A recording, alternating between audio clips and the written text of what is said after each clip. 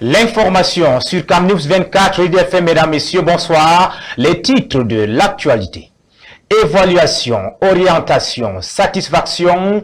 Le plan présidentiel de reconstruction passé au pays fin à Bamenda. Le Premier ministre chef du gouvernement est allé inspecter les projets mis en œuvre. Le compte rendu dans cette édition d'information. Solidarité, bonté, proximité et vitalité, le CERAC, aux côtés des couches défavorisées. Le cercle des amis du Cameroun était en Guelébok dans la région de l'Est ce week-end, redonner du sourire à celles et ceux que la vie fait pleurer. Voilà pour les titres, on se retrouve juste derrière cette transition.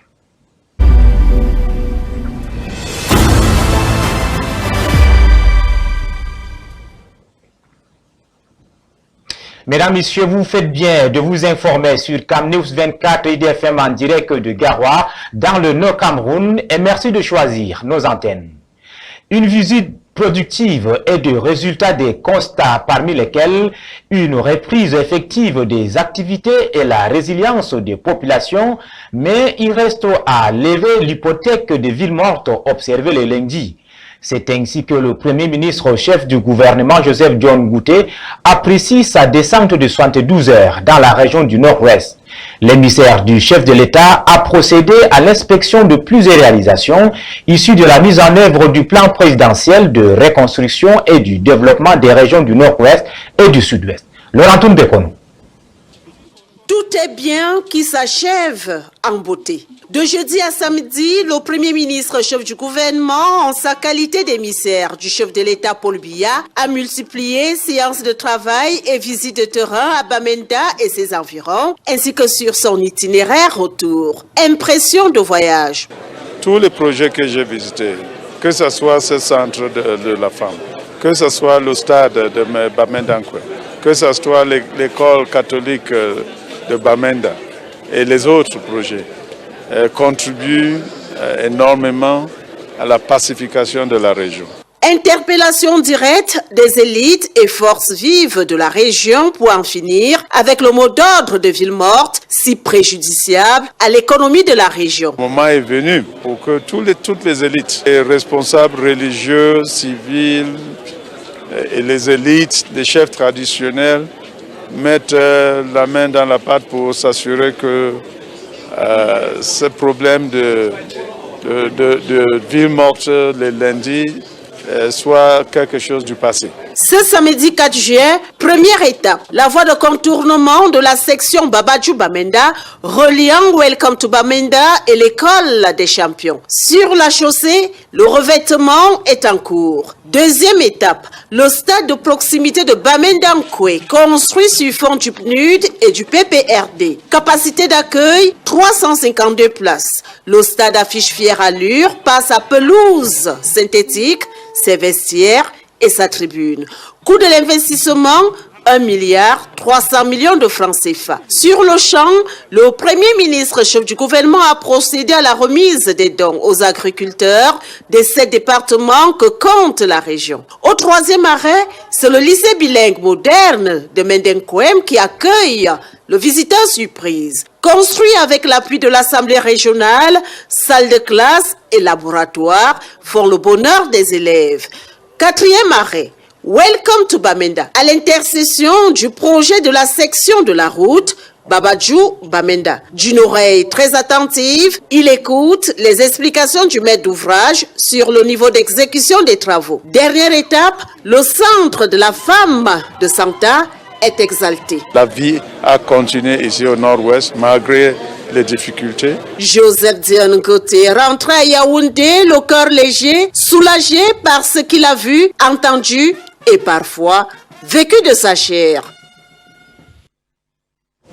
En politique, après une trêve du week-end, les rencontres se poursuivent au Palais de l'Unité autour de la pré-campagne du chef de l'État. Le ministre d'État, secrétaire général de la présidence de la République, a reçu ce lundi les membres du gouvernement et parlementaires originaires du Nord-Ouest et du Sud-Ouest, une réunion politique stratégique où Paula Tangandji, conduisait la délégation du Nord-Ouest a apporté un message clair. Reportage de Rodrigue Tongue et Rostan Kanga.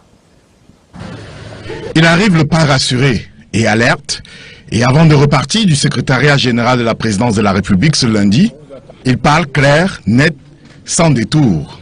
Au sortir de la concertation avec Ferdinand Ngongo, Paul Atangandji prend la parole. Le ministre de l'administration territoriale conduit la délégation du Nord-Ouest. Et pour lui, il n'y a plus d'ambiguïté. Je dis bien que le président Paul Biya est le candidat du Cameroun, du RDPC, mais il est le candidat de la région à 100%. Donc pour nous, le verre est plein. Une partie de la presse présente la voit comme une précision pour mettre fin aux mauvaises interprétations du 50-50 qui a agité les chaumières et nourri toutes les spéculations aux aurores. Pour ce qui est du Nord-Ouest, en tout cas, Paul Atangandji tranche dans le vif. Chiffre à l'appui, il assure. Cette région, malgré la crise, reste fidèle à Paul Biya. Lorsque nous prenons les statistiques des dernières consultations électorales en 2020, le Nord-Ouest c'est quoi? C'est 18 députés sur 20. C'est 33 mairies sur 34 et c'est 9 sénateurs sur 10. Ça veut dire quoi? 99% dont un électorat, n'est-ce pas, acquis. Je pense qu'en octobre, les chiffres vont exactement refléter ce que nous avons pris comme engagement auprès du ministre d'État et GPR. Il s'agit d'un des 3 points clés retenus à l'issue de l'échange avec le président du comité stratégique de campagne, le ministre d'État Ferdinand Ngongo. Deuxième point, ne surtout pas croire que la victoire est acquise. La vigilance est de rigueur. Troisième axe, se mettre au travail dès maintenant pour une campagne efficace de proximité. En bon émissaire, Ferdinand Ngongo promet de transmettre les messages, mais il rassure aussi, le chef de l'État tient fermement la barre. En début de soirée, changement de délégation, mais même décor et même tonalité. Cette fois, place au sud-ouest, le discours est clair, pleine mobilisation, quadrillage du terrain et loyauté affirmée. Là encore, les engagements sont pris, les messages sont remontés, le cap est fixé. Paul Biya, candidat, peut compter sur ces zones dites sensibles. Sa majorité y croit en tout cas. Nous restons dans le cadre de la présidentielle de 2025. L'alliance avec Maître Akeremouna, ses rapports avec la brigade anti-Sardina, le professeur Kouvondor s'exprime. Le président de Parti Univers était l'invité de l'émission La Vérité en face sur Equinox Télévision dimanche. En voici les temps forts de cet entretien dans un compte rendu d'Achille Kanga. Le professeur Prosper Kouvondor, invité de La Vérité en face sur Equinox Télévision, s'en doutait bien. La question sur sa rencontre avec la brigade anti-Sardina lors de sa dernière tournée européenne intéresserait plus d'un Camerounais. Nous avons discuté des problèmes du Cameroun. J'ai trouvé ce que vous appelez basse, organisation terroriste. J'ai trouvé des Camerounais droits dans leur botte, avec des pensées solides, avec des ambitions et des projets pour le Cameroun. Et m'ont fait savoir qu'on leur empêche de faire valoir tout cela au bénéfice du Cameroun. Et ils sont prêts. De manière plus générale, le professeur Prosper Kouvondor et les membres du Parti Univers ont rencontré la diaspora camerounaise sur qui ils comptent pour les futures échéances politiques du pays. Pourquoi ne pas s'investir aussi sur le plan politique? C'est ce message que le Parti Univers allait porter aux membres de la diaspora en leur disant que oui, vous faites déjà beaucoup de choses, vous revendiquez, vous faites même beaucoup de bruit. Mais je viens vous dire que vous avez du travail au pays, même étant à l'étranger. Le parti politique Univers sera bien en course à la prochaine présidentielle et le choix porté sur l'ancien bâtonnier Maître Akeremouna. Le parti Univers apporte sa signature, la signature qu'il faut pour l'investiture, pendant que le mouvement Naon apporte aussi du sien en termes de ressources humaines, en termes de ressources intellectuelles, en termes de ressources morales. Et tout cela donc constitue un bloc qui nous permet d'aller à la conquête du pouvoir politique. À la question de savoir si le professeur Prosper Kounvondo et Maître Akeremouna sont allés chercher l'onction de la France pour la présidentielle d'octobre 2025, le président du parti Univers oppose des arguments de courtoisie républicaine.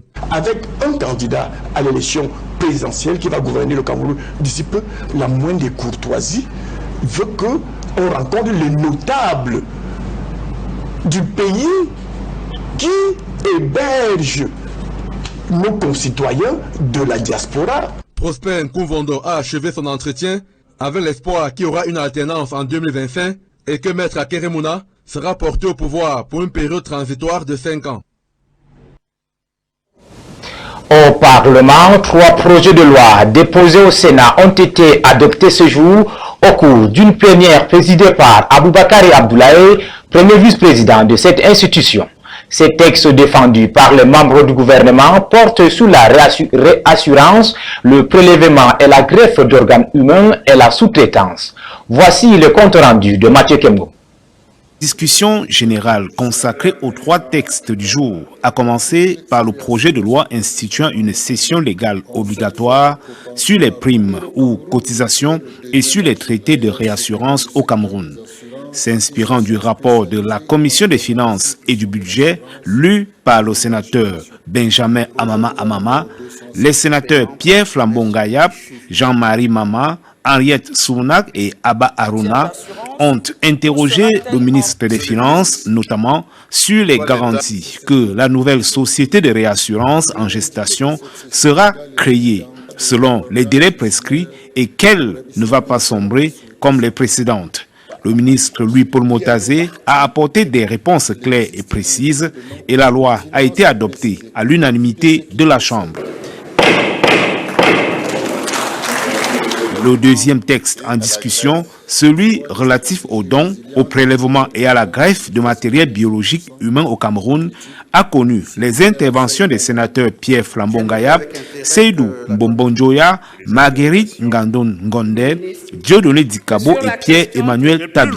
Leurs préoccupations portaient, entre autres, sur le consentement des personnes à prélever, l'adéquation entre certaines dispositions de ce projet de loi et les réalités locales, ainsi que le rapprochement des centres de prélèvement des zones éloignées des centres urbains tels que Yaoundé et Douala.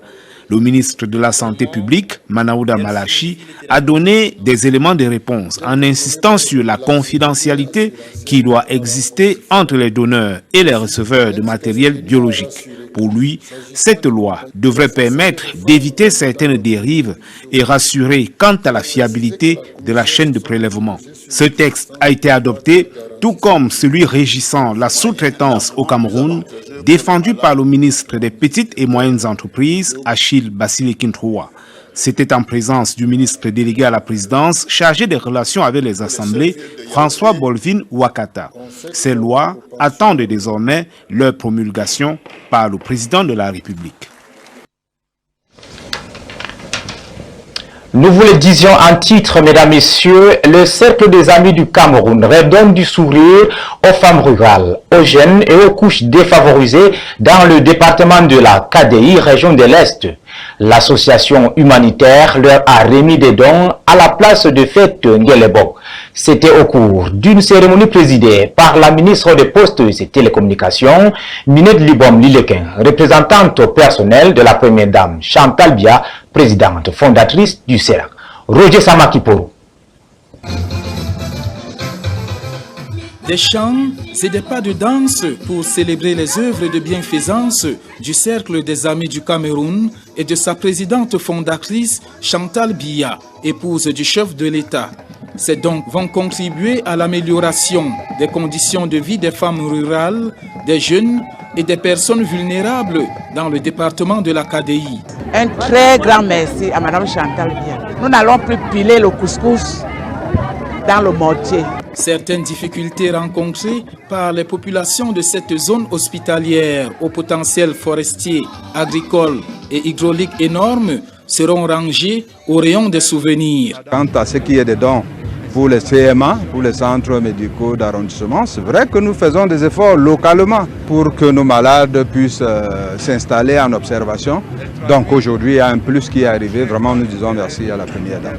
Le Cercle des Amis du Cameroun, sous l'impulsion de sa présidente fondatrice, entend poursuivre les actions en faveur de l'épanouissement des couches défavorisées. La présente cérémonie, qui intervient quelques semaines seulement après celle de Kousséri, constitue en fait le maillon d'un vaste programme commencé depuis 1995, date de création du CERAC par Madame Chantal Biya. Cette cérémonie a connu la présence de plusieurs personnalités, au rang desquelles le ministre Joseph Lé, le secrétaire d'État Armand Diodom et le gouverneur de l'Est, Grégoire Mvongo. Le passage de la caravane humanitaire du CERAC dans la KDI fait fleurir beaucoup d'espoir dans ce département stratégique. Parlons des infrastructures et de développement pour dire que la ville de Bacheo, dans la région du Nord, se réinvente grâce à des initiatives ambitieuses qui transforment son visage et améliorent sa qualité de vie. Un modèle de gestion efficace et d'innovation pour un avenir prometteur. Boubacar Adam.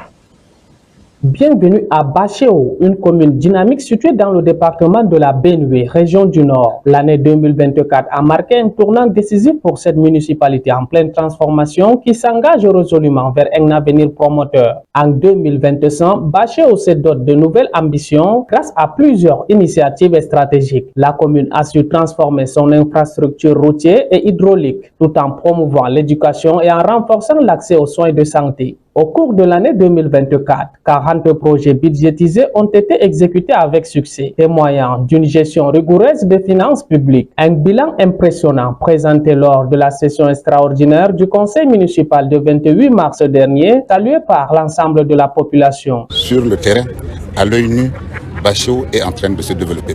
Je tire un coup de chapeau à cette occasion à l'exécutif communal et particulièrement à M. le maire. Le rapport annuel de la commune révèle un taux d'exécution exceptionnel de 93,15%.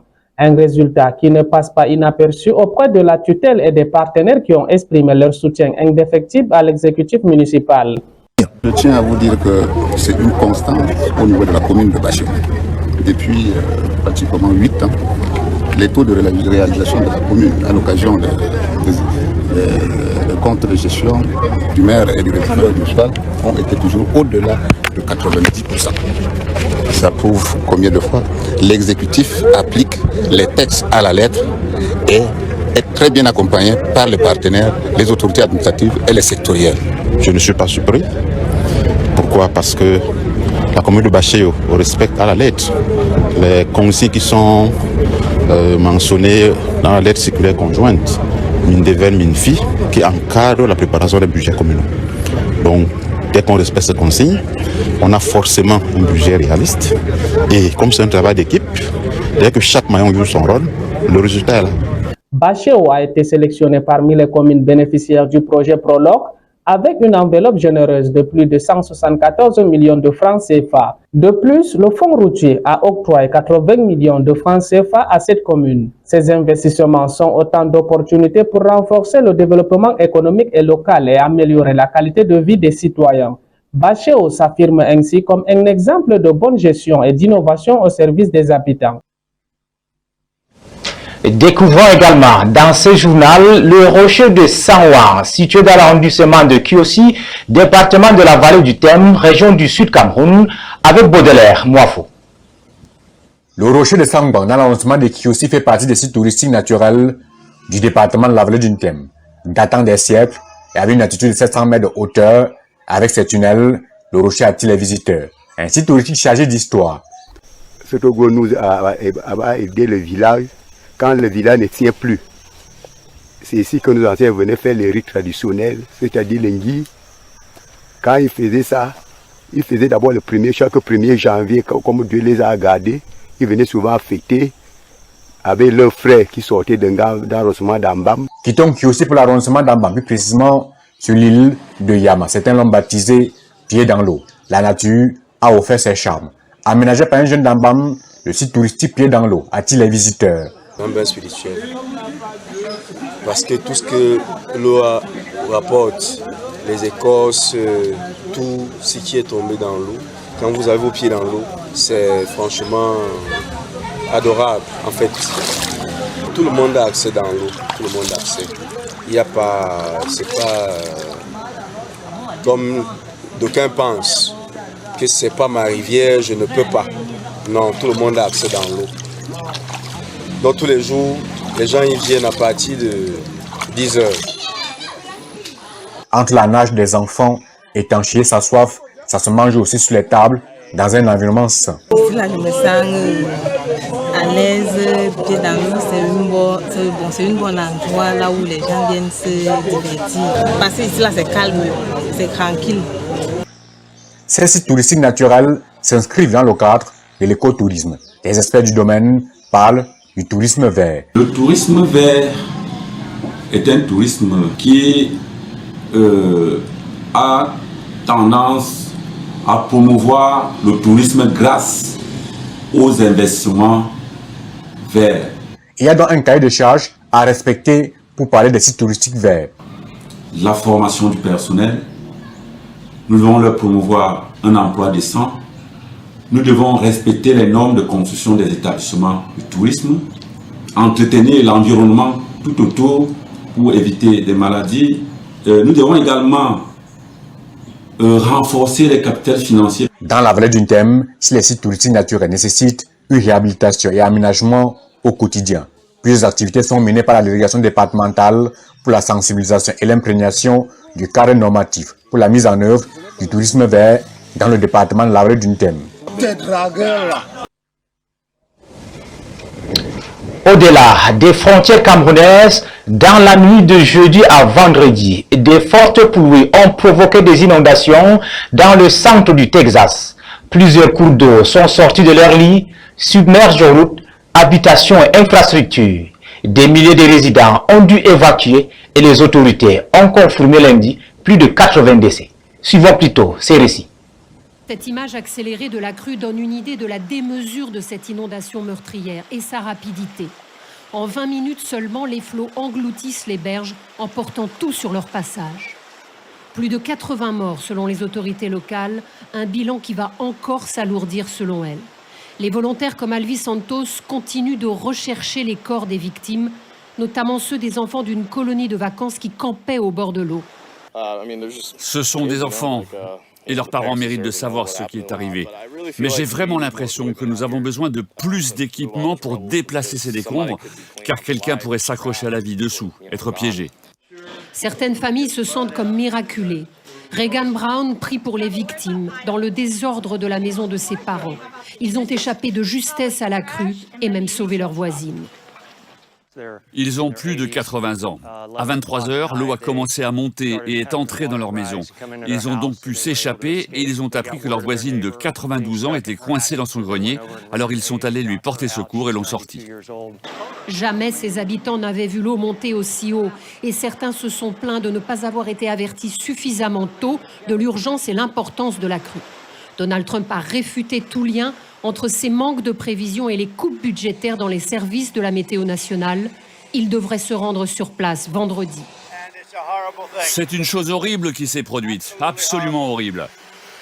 Alors que Dieu bénisse tous ceux qui ont traversé tant d'épreuves et que Dieu bénisse l'État du Texas. C'est un endroit incroyable.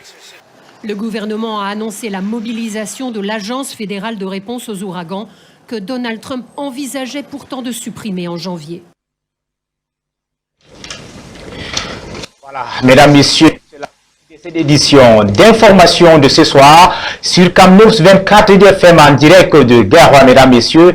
Merci de nous avoir regardés et restez connectés car nos programmes se poursuivent.